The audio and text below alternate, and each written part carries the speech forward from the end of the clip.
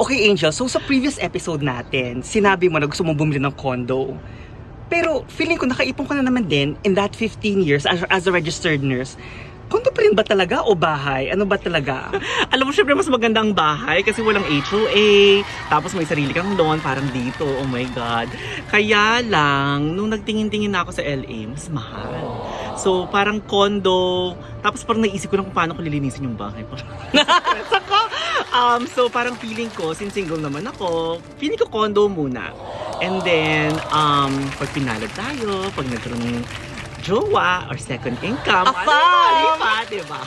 Pero for now, condo, I think. And then, ang plano ko kasi, pag malapit na ako mag-retire, kung magkano man yung condo sa LA, it can actually buy a house somewhere else.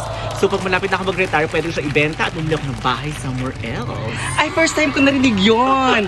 So, alam mo, gagawin ko rin yan. Siguro one day, benta ko rin yung condo ko, tapos buy a house somewhere small, Yeah, in a pag good ready na, place, diba? pag ready na. Kasi, para talagang ma-enjoy na rin natin ang tumira ng bahay.